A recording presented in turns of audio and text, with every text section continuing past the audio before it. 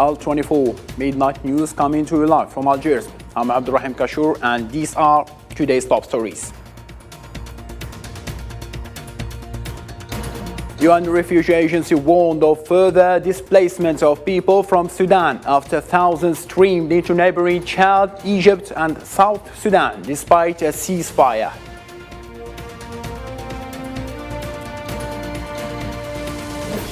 In the wake of the unfortunate crisis in Sudan, an Algerian evacuation Air Force plane carrying members of the nationals and the staff of Algerian embassy in Al Khartoum arrived Tuesday evening at Houari Boumediene International Airport.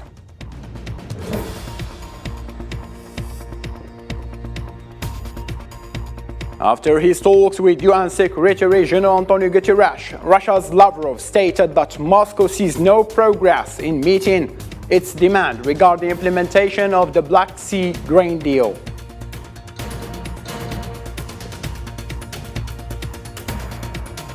Asking voters to help him finish the job he started in his first term, US President Joe Biden officially announced on Tuesday that he's running for a second-term re-election.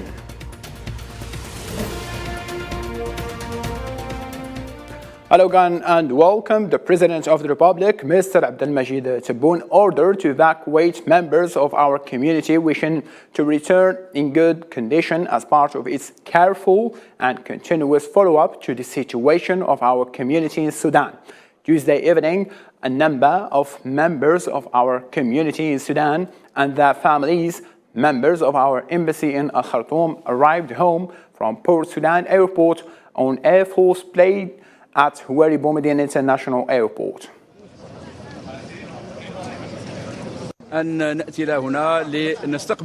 We've come here to welcome our brothers coming from Khartoum, Sudan, where the situation is very difficult. But as usual, the President of the Republic never gives up on our nationals, especially in dire conditions. And this is not the first time. He entrusted us with welcoming them and inquiring about their health status. We thank the President of the Republic and those who supervised this difficult operation and the elements of the People's National Army who always respond to this kind of operations. As you may know, Sudan is witnessing regrettable events. The volatile situation has led to deterioration of the security situation in the sister country and put the lives of its residents in real danger. In protection of the lives of Algerian nationals residing in Sudan, the President of the Republic ordered the repatriation of our nationals as well as the staff of our embassy and their families from Khartoum to Algeria. In Sudan still, the Sudanese Ministry of Health announced Tuesday in a statement that 460 people had been killed and 4,000 wounded since the start of the clashes between the army and the rapid support forces 12 days ago. The statement added that there has been a small number of casualties and deaths in the past 2 days. Emergency services in active hospitals are operational and that some medical personnel have been able to reach hospitals.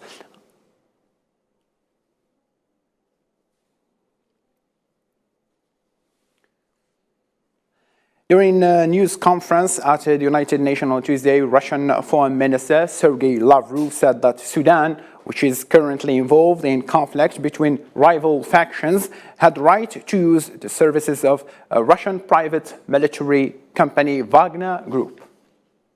Well, concerning Wagner Group, this is a private military company. We have repeatedly touched upon this issue, including in this room. The government of Mali, in their circumstances when the French began to withdraw their operations from the country and began to close their military bases in the north, where there was the main terrorist threat, remained. And in this situation, the government of Mali, in order not to be left without defenses, they turned to the services of the private military company called Wagner. Central African Republic and Mali and Sudan, a number of other countries whose government, whose legitimate authorities turn for this kind of services, have the right to do so. Day after day, the situation in Sudan is getting worse. The Office of the United Nations High Commissioner for Refugees said on Tuesday it feared that fighting in Al Khartoum between the army and the rapid support forces would cause hundreds of thousands of people to flee the neighboring countries. Nabil Khazin. This is how 11 days of fighting look like now in Sudan. Every corner shows how big the scale of violence is. Several states started to evacuate their nationals from a country that is suffering from a security and a humanitarian crisis. The UN says it fears fighting would push up to 270,000 people to flee to Chad and South Sudan, and that a third of Sudan's population are in need of urgent assistance. A leadership team, as mentioned, will remain in Sudan to oversee operations going forward. We are establishing a hub in Port Sudan, where a core team of UN staff will lead humanitarian operations in the country going forward. Some of those affected have arrived and became refugees in countries such as neighboring Chad, like this family.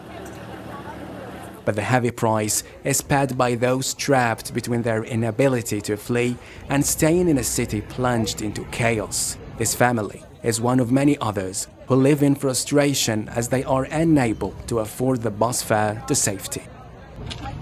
There is no water, no power, nothing essential for people to use. Even this old woman who still can't find her medicine. We have been sitting here like this in 60th Street for 4 days, just like this. And there has been unbelievable amounts of people rushing to board buses. And one ticket on that bus that's just down the road is worth $500 until Aswan. So for 2 tickets, are we supposed to pay thousands? On the ground, the army accuses the RSF of breaching the arms truce by targeting the Republican Palace forces with artillery weapons. The Rapid Support Forces, meanwhile, say the army's aircraft were still flying over Khartoum in a breach of the truce. The World Health Organization said there is a high risk of biological danger at the Seas Laboratory in Sudan amid an ongoing conflict in the African country. The WHO said one of the warring parties had taken control of national health facility that stores measles and cholera pathogens for vaccination and ejected the technicians.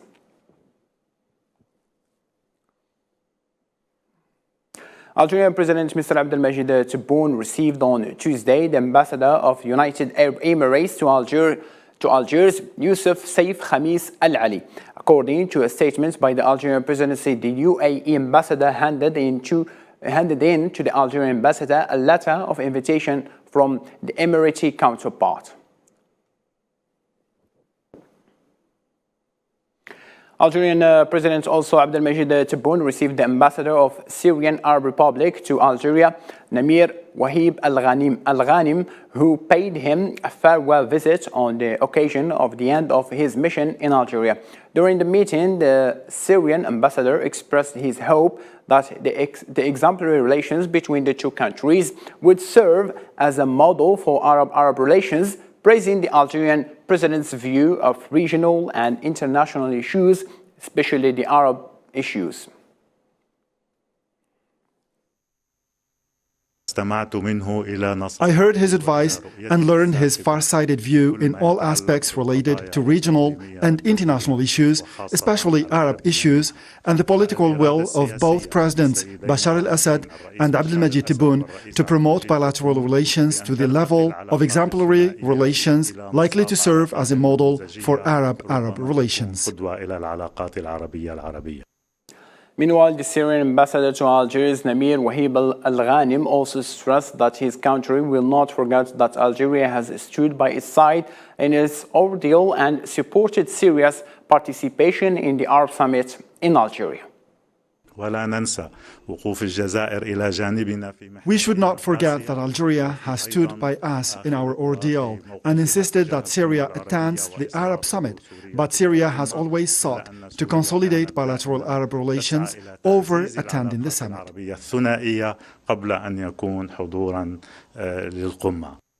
In his capacity as a special envoy of the President of the Republic, Mr. Abdelmajid Tebboune, the Minister of Foreign Affairs and National Community Abroad, Mr. Ahmed Attaf, arrived in Mali's capital, Bamako, on a working visit that falls within the framework of strengthening bilateral relations and supporting peace and stability in this brotherly and neighboring country. Immediately upon his arrival, Minister Ahmed Attaf held bilateral talks with his Malian counterpart, Mr. Abdoulaye Diop, with the participation of the Minister of National Defense and Veterans, as well as the Minister of National Reconciliation in charge of peace and reconciliation agreements in Mali, stemming from Algiers agreement.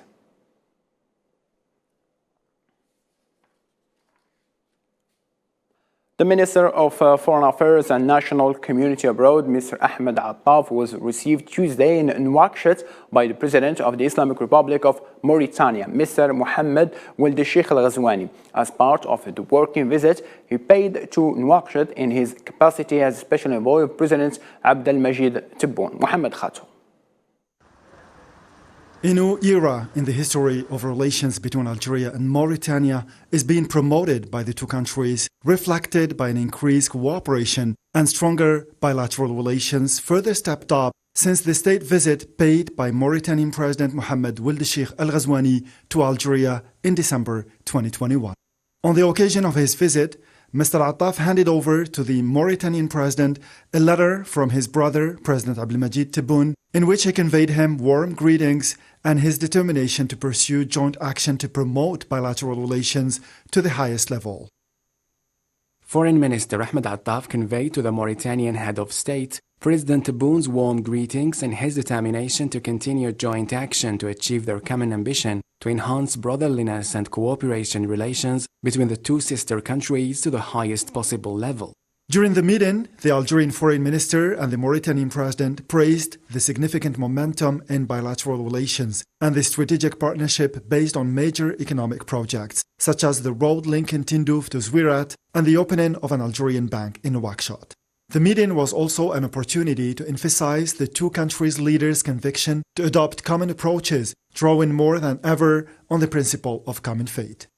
The two countries' leaders are deeply convinced that the tension at the regional and international levels and the resulting challenges require the adoption of common approaches, drawing more than ever on the principle of common fate. The Mauritanian president also hailed the constructive role of the Algerian president and his relentless efforts in defending the issues and concerns of Arab nation. President Al Ghazouani hailed the constructive role and relentless efforts of the Algerian president in advocating for the issue and concerns of the Arab nation, especially in his capacity as current chairman of the Council of the Arab League at the summit level. The visit of the head of the Algerian diplomacy to Mauritania is yet another evidence of the two countries' leaders' will to strengthen cooperation in various fields and promote brotherliness and friendship ties that have long existed between the two peoples.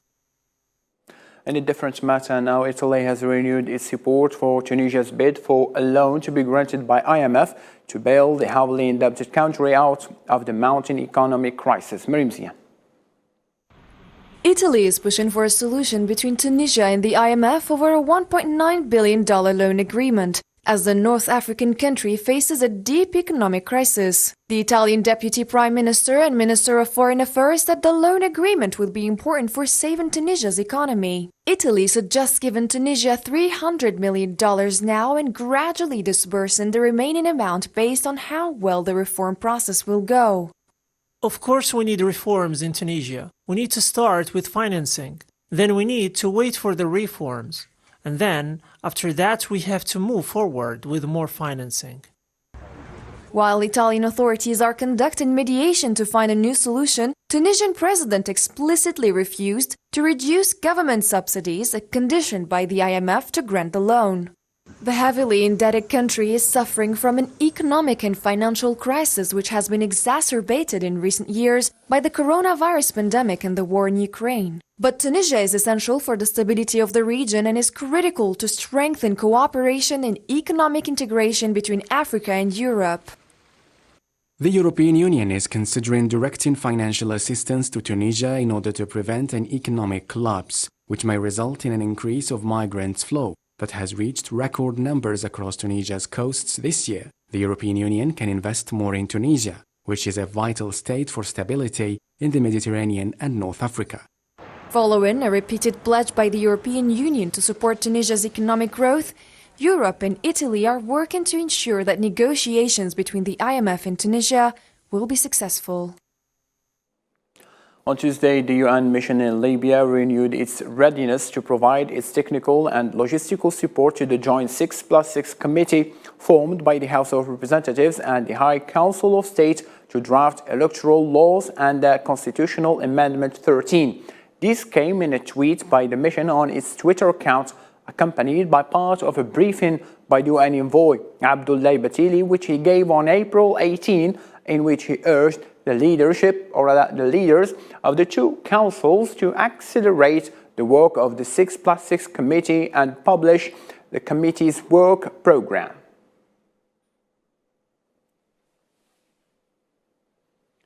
Abdul Hamid al-Dbeiba, the Prime Minister of National Unity Government in Libya, has urged security leaders to align with the people's demands for electoral milestones.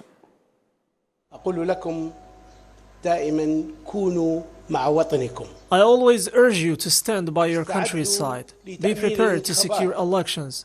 Do your tasks with full efficiency and high professionalism, and always lead towards your people who express their support to elections. And don't miss out to cheer them up to get ready for elections.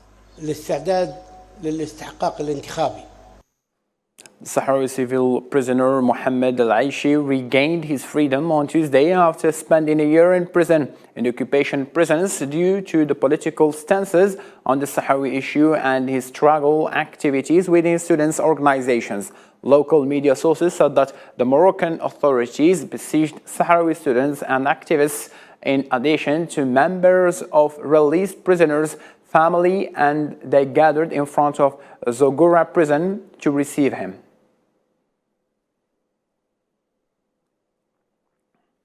On Tuesday, peace talks began between Tanzania and the Ethiopian government and what is known as the Oromia rebels, as the talks include representatives of the Ethiopian government and the Oromia Liberation Army.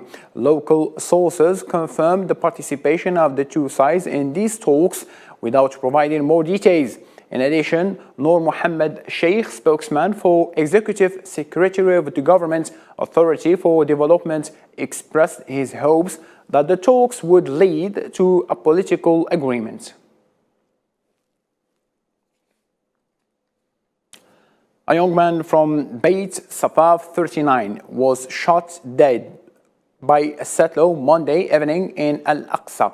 Wafa news agency reported that martyr Hatim Asad Abu Najma was shot and killed by a settler for allegedly carrying out an attack that has injured 8 settlers. The source added that the Zionist occupation forces later arrested Shahid Abu Najma's wife. Still in the Middle East, the defense ministers and intelligence chiefs of Turkey, Russia, Iran, and Syria held constructive talks in Moscow on Tuesday. Ankara said that amid efforts to rebuild Turkey-Syria ties after years of enmity during the Syrian war. The Turkish Defense Ministry statement said that ministers and intelligence services chiefs discussed strengthening security in Syria and the normalization of ties between Ankara and Damascus in the meeting. A spokesperson for Russian President Vladimir Putin, Dmitry Peskov, said on Tuesday that the conditions in a deal to allow Ukraine to export grain have not been implemented from Russia's point of view. On Tuesday, the Kremlin reaffirmed its position that the Black Sea grain deal is not working for Moscow, a day after the head of the United Nations handed Russia a letter with proposals to improve and expand it. As for the deal, the fact is that although so much time has passed, it has not been completed yet. It has not acquired a package character. The conditions that concerns us have not been implemented. Therefore, the circumstances are not yet in favor of this deal. We continue to watch. The deal, which was brokered by the United Nations and Turkey in July, and blocked shipments that were stuck in Ukraine's blockaded and mined ports, alleviating rising food prices and threat of hunger in some countries, as both Ukraine and Russia are major exporters of grain. Let me remind you that when this agreement of the Black Sea Initiative was signed on July 22nd last year, the text explicitly stated that it concerns the export of grain and ammonia. Nobody has given the ammonia a second thought until the day before yesterday, although Antonio Guterres told me yesterday that there is an acute shortage of fertilizers on the world market, primarily from the ammonia group. Peskov, however, played down the extent to which shortfalls of grain from both countries had contributed to the crisis. We all know that the genesis of the global food crisis has other roots, and it is not a direct consequence of the loss of Ukrainian grain from the market. Of course, the loss of Ukrainian grain and Russian grain from the market may be one of the factors, but not decisive. The genesis is different, and the Russian side has repeatedly explained this. A separate agreement aimed to facilitate the export of Russian fertilizers and grain. Moscow has repeatedly complained that the deal failed to work for Russian agricultural exports, which have had trouble reaching world markets due to Western sanctions. Chinese Foreign Ministry announced a new COVID-19 test policy for travelers on Tuesday. The ministry said all incoming travelers will only need to show COVID-19 antigen test result taken within 48 hours before boarding flights starting April 29, dropping the PCR test requirement. The announcement comes right before the 5-day Labor Day holiday in China. In order to further facilitate the exchange of Chinese and foreign personnel, in line with the principles of science, precision, safety and order, China will further optimize the arrangements from remote COVID-19 testing. Starting April 29, everyone entering China can take an antigen test instead of a nucleic acid test within 48 hours prior to boarding the plane. Airlines no longer need to check test results before boarding. 航空公司不再查验登机前检测证明。 US President Joe Biden on Tuesday formally announced that he is running for re-election in 2024. Biden would be 86 at the end of a second term, becomes the Democratic leader in the presidential race against the Republican challenger in the next year's elections.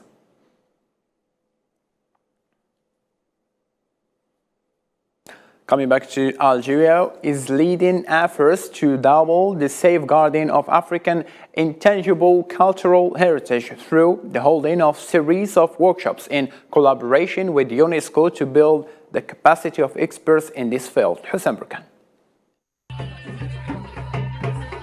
To fulfill the aspirations of African intangible cultural heritage, it is essential to preserve the horizons that culture opens up for people. We're here together to take stock to the conjectural reports to assess the work over the last years to protect the intangible cultural heritage. This workshop allows for the first time to produce in a timely manner information about the cultural intangible heritage in the continent. Experts believe that the Algerian meeting will provide a solid foundation for recommendations in favor of the African intangible cultural heritage, enabling all stakeholders in this field to scientifically and participatively examine the state of heritage on the continent. Algeria, like any other country in the world, has cultural and patrimonial elements registered at UNESCO. And Algeria is a prominent country in this convention because Algeria contributed in drafting the convention and was among the first countries to sign it. Algeria and its allies, African countries, share the vision of achieving UNESCO's strategic goals by strengthening the legal framework to preserve intangible cultural heritage in Africa and promoting continental cultural heritage at the global level.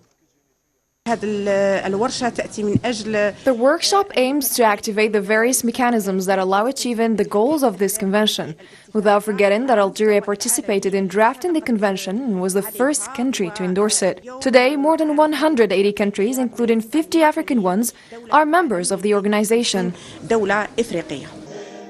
Preserving African intangible cultural heritage is not only a primary goal aligned with UNESCO strategies, but it also represents an extension of the struggle raised by African peoples to empower their heritage and culture. And we want them to feel.